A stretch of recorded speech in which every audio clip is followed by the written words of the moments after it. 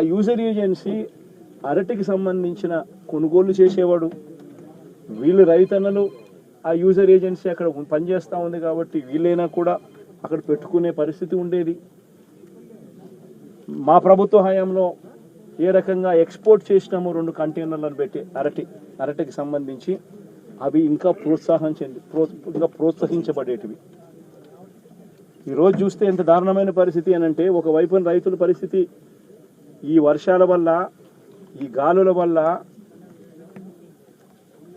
ఇటువంటి దారుణమైన పరిస్థితి ఒకవైపున ఉంటే, మరోవైపున రేటు చూస్తామా అంటే నెల కిందట 26,000 పలికిన రేటు ఈరోజు 9,000 రూపాయలకు పడిపోయిన పరిస్థితులు చూస్తూ ఉన్నాం. 9,000 కూడా కాదు, ఇంకా 9,000 కూడా కాదు సార్, ఇంకా తక్కువ అంటున్నారు. వ్యాపారస్తులు ఎంత అంటే బండి పంపడు సార్. ఈరోజు 9,000 కాదు 6,000 అని చెప్తున్నారు రైతులందరూ. ధర పడిపోయిన పరిస్థితులు కనిపిస్తూ ఉన్నాయి. మరి రాష్ట్ర ప్రభుత్వం అన్నది రైతును ఎక్కడ పట్టించుకుంటా ఉంది అని అడుగుతా ఉన్నా. ఇట్లా మిర్చి పంట అయినా అదే పరిస్థితి, ధాన్యం కొనుగోలైనా అదే పరిస్థితి. 300 నుంచి 400 రూపాయలు పర్ టన్ను రైతు నష్టపోయిన పరిస్థితి. మిర్చికి 11,800 రూపాయలు కొనుగోలు చేస్తామన్నారు. ఇంతవరకు 1 కేజీ కొనుగోలు చేయాలి ఒక రైతు దగ్గర నుంచి. పెసర పరిస్థితి అదే, శనగల పరిస్థితి అంతే, మినుముల పరిస్థితి అంతే, కందుల పరిస్థితి అంతే. ఏ పంటకు ఈరోజు కనీస గిట్టుబాటు ధర రాని పరిస్థితిలో ఈరోజు రైతన్న వ్యవసాయం చేస్తూ ఉన్నాడు. రైతన్నలకు చీనీ చెట్లకు సంబంధించి గతంలో ఎప్పుడు చూడని రేటు వైఎస్ఆర్సీపీ హయాంలో రేట్లు వస్తే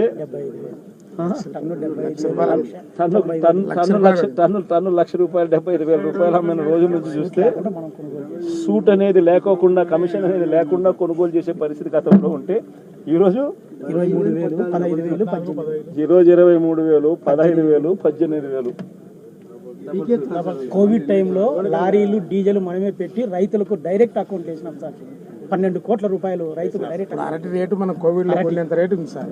లారీలు మనమే దారుణంగా ఉన్న పరిస్థితి. నేనైతే ఒకటి చెప్తా ఉన్నా, ఈ 4,000 ఎకరాలకు సంబంధించిన ఈ ప్రతి రైతన్నకు నేను ఒకటే భరోసా ఇస్తా ఉన్నా.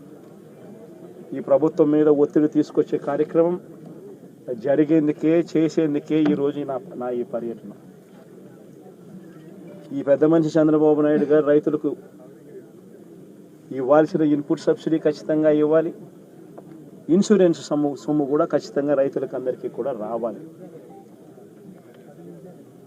ఏ రైతన్నకు కూడా ఇవి రాని పరిస్థితి ఎక్కడైనా ఉంది అని అంటే మాత్రం ప్రతి రైతన్నకు నేను ఒకటే చెప్తా ఉన్నా, కళ్ళు మూసుకుంటే సంవత్సరం అయిపోయింది, కళ్ళు మూసుకుంటే మరో 3 ఏళ్ళు ఓపిక పట్టండి. వచ్చేది మన ప్రభుత్వమే.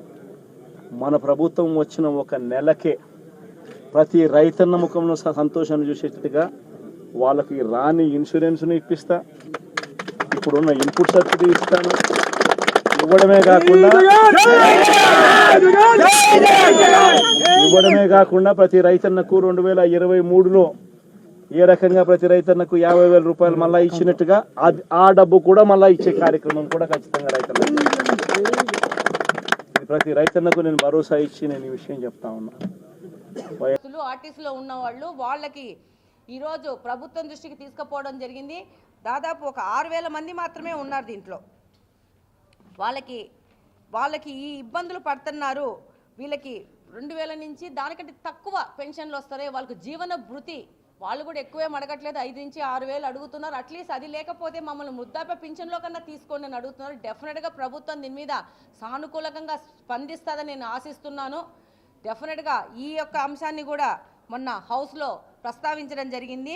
అలాగనే 1998 డిఎస్సి అభ్యర్థులు వాళ్ళు కూడా చాలా రోజుల నుంచి పోరాడుతూ ఉన్నారు. 1998లో డిఎస్సి ఎగ్జామ్ రాసి సెలెక్ట్ అయిన వాళ్ళు 2-3 సార్లు ఈ యొక్క మెరిట్ లిస్టు మారిపోవడం వల్ల వాళ్ళకి ఇమ్మీడియట్గా వాళ్ళని తీసుకోలేదు.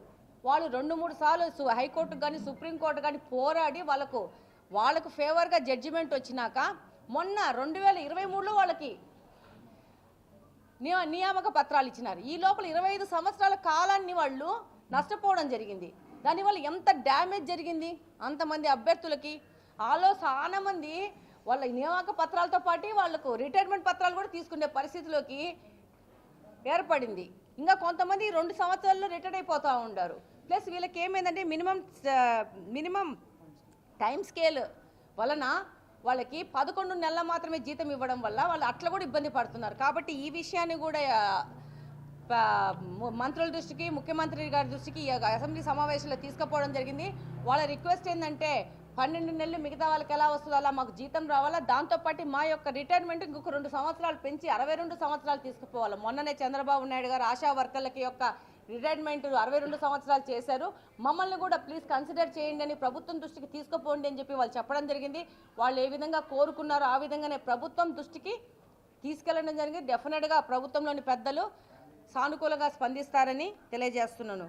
దాంతోపాటు హోమియోపతి కాలేజెస్ గురించి, మనకు హోమియోపతి కాలేజు చాలా ఇబ్బందుల్లో ఉంది. దాదాపు 100-120 మంది దాంట్లో పనిచేసే వాళ్ళు ఉంటే ఈరోజు 40 మంది మాత్రమే పనిచేస్తున్నారు. చాలా తక్కువ మంది గ్యాప్, చాలా మంది పోస్టులు ఖాళీగా ఉన్నాయి. ఈవెన్ నాకు హోమియోపతి కాలేజ్ నుంచి వచ్చిన వాళ్ళు వాచ్మెన్ కూడా లేడు మాకు హోమియోపతి కాలేజీకి అని చెప్పి ఎంత నెగ్లెక్ట్ జరిగిందంటే గత 5 సంవత్సరాల్లో ప్రభుత్వ పాలనలో ఏ దాన్ని వదలలేదు వాళ్ళు. మనము ఇక్కడి నుంచి 2 మెట్లు పైకెక్కాల, తర్వాత 4 మెట్లు పైకెట్లా అభివృద్ధి అలా వెళ్ళాలా. వీళ్ళేం చేసినారు, 4 మెట్లు ఉన్నదాన్ని ఒక్కొక్క మెట్టు దించుకుంటూ వచ్చేసేసి ప్రతి ఒక్కదాన్ని ఈరోజు మళ్ళీ దాన్ని హెల్త్ మినిస్టర్ సత్యకుమార్ వారి దృష్టికి తీసుకుపోవడం జరిగింది. డెఫినెట్గా దగ్గరలో రిక్రూట్మెంట్స్ జరుగుతున్నాయి. ఈ యొక్క చిన్న చిన్న మౌలిక వసతుల కల్పనలో ఉన్న ప్రాబ్లమ్స్ కూడా సాల్వ్ చేసి డెఫినెట్గా హోమియోపతి కాలేజ్ని ముందుకు తీసుకెళ్తాము, దాన్ని పర్ఫెక్ట్ మోడల్లో ముందుకు తీసుకెళ్తామని చెప్పి ఆయన మనం అడిగిన ప్రశ్నకు సమాధానం కూడా ఇవ్వడం జరిగింది. దాంతోపాటు నిధులు కూడా కేటాయించినారు రిమ్స్ హాస్పిటల్లో. దాని మీద కూడా పరిశీలించేసి త్వరితగతిన ముందుకు వస్తారని చెప్పారు. ఇప్పుడు ఒక 4 కోట్ల 5 కోట్ల నిధులు కూడా ఇప్పుడు శాంక్షన్ చేసేసాము, ముందుకెళ్తామని చెప్పి మినిస్టర్ గారు చెప్పారు. దాంతోపాటు మహిళల భద్రత గురించి కూడా మాట్లాడడం జరిగింది. మేము దాంట్లో చెప్పాము, మహిళల భద్రత మహిళలు కూడా తీసుకోవాల్సిన అవసరం ఉంది. ఎవరికేం భయపడాల్సిన అవసరం లేదు. 2024లో ఉన్నాము. మహిళలు అనేవాళ్ళు మల్టీ టాస్కర్స్, మగవాళ్ళతో పాటు ఈక్వల్గా ఉద్యోగాలు చేస్తున్నారు, వ్యాపారాలు చేస్తున్నారు. ఈరోజు మీరు గమనిస్తే సునీత విలియం గారు స్పేస్కి వెళ్ళేసి చక్కగా వచ్చారు. ఎవరన్నా మగవాళ్ళు వెళ్ళారా? అన్ని రోజులు ఉన్నారా? ఏమాత్రం భయపడకుండా అదే చెప్పాము. మహిళలు ఏం భయపడాల్సిన అవసరం లేదు. We're there. మీకు ఏదన్నా కష్టం వస్తే పలకడానికి, మీకు వెనక ఉండి పని చేయడానికి, మీకు తోడుగా ఉండడానికి మాలాంటి మహిళలము, ఎమ్మెల్యేలము చాలా మంది ఉన్నాము. ఏ సమస్య వచ్చినా రావచ్చు. దాంతోపాటు మీరు కూడా ధైర్యంగా ముందుకు పోవాల్సిన అవసరం ఉంది. ఈ యొక్క సిస్టంలోని డిఫెక్ట్స్ మీద పోరాడాల్సిన అవసరం ఉంది. కాబట్టి మహిళల భద్రత గురించి కూడా మాట్లాడడం జరిగింది.